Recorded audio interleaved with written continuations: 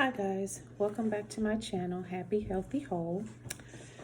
Today I want to talk about overeating. I know it's something that's very, very prevalent in American culture.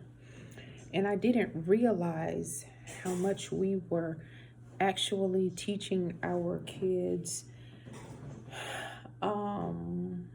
to overeat until I lived overseas. Then I realized, okay, believe it or not, there are not big gulps everywhere. Believe it or not, a large drink is what we would consider comes in a 16-ounce cup in other countries. Believe it or not, there is not a concept of free refills everywhere you go, overseas either. And portion sizes are considerably smaller. So we have really conditioned ourselves to overeat.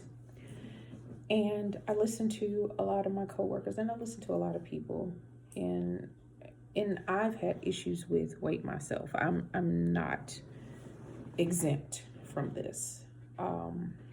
Being fat, I've been fat my whole life on paper. Am I fat to people, people in my subculture? No, they don't consider me fat, but my doctor considers me fat or overweight. Let me say that in the overweight column because of my BMI. And that's body mass index, if you don't know what that is. And your body mass index is something that they use to calculate the likelihood of developing certain diseases like hypertension, like type 2 diabetes, and things of that nature. So that's what they use the BMI for in the medical field. But I want to talk about this culture of overeating because we also have an obsession with surgery and trying to fix the issues that we have. If you're like me, and most people of our subculture are, we were told to clean our plate. We were told not to waste food. We were told to sit at that dining room table until we were done, regardless of the amount of food they had put on the plate, and regardless of whether we were full or not. And I remember having this conversation with my aunt. I was like, we were never taught to eat properly. We were never taught to push away from the table. And I also grew up in a time frame where buffet restaurants became very popular. When I was younger, they were new, and you get all of this food for one price. And we used to go to Old Country Buffet. I don't think they're around anymore. Old Country Buffet, Ryan's, and these places. These are the equivalent to what the Golden Corrals are now. And we would just sit there and just engorge ourselves with food. My son and I actually stopped going to buffets a long time ago. It probably, I don't know, probably 10 or 12 years ago. But I was just, it is an establishment that promotes overeating. That's what they do. They promote overeating, and they tell you can't take anything away with you, so you have to eat it while you're there. And so people are sitting there and they are waiting, and they're letting food digest so they can get up and go eat some more. So it is just an atmosphere that promotes overeating. So we stopped going to buffets a long time ago. Now, if we are with family and they say, hey, let's go to this buffet style restaurant, we will go with them. We're not going to just, we don't do buffets, but we're just mindful of our plates. We're mindful of our portion sizes. We're just more cognizant of what we eat when we do go to those places. But as far as like me and him getting up and saying, "Hey, let's go to a buffet," we don't do that. We haven't done that in years. You know, when my mother was alive, she used to love to go to them. So when I would go to town, if I would ask her, I'd be like if it was Mother's Day or something, I'd say, "Where you want to go?" If she chose a buffet, I would take her, you know, even though it wasn't my thing anymore, just being cognizant of what I was eating. But yeah, I had to go and live overseas to realize why we have so much obesity in this country, to realize that in other countries, they don't even have all of the options to drink that we have, let alone let you just have endless amounts of it. There are certain restaurants and places you can go, especially if you go to an authentic style restaurant for that area. There is a fruit fly in here. Sorry about it. Where they will only offer you hot water or tea. You can't get no Coke. You can't get no Pepsi. It's not even an option. It's not even there. It's not even at the establishment. And if you want some ice in your water, that's even more of an insult. Ice. Why would we put ice in the water? That's what they be thinking. Oh, no, because their ice in the kitchen is working. They have their fish on ice. They have certain foods that have to be put on ice, and they have that stuff iced for that. And that's the only reason why they have ice in their kitchen. It is not for you to put in your glass and drink with your water. And it ain't no sugar packets. It ain't no lemons. It ain't nothing on there on that table to make that water taste better. It is just hot water. And when I say it's not warm water, it's hot. It is boiling hot, like you got to blow it before you drink it hot. Okay. Or tea. Those are your options at some places, depending on where you are around the world. You ain't got no options for no Coke, no Pepsi, no or even an iced beverage. Okay. So I just want to say this. Just be mindful of your intake, because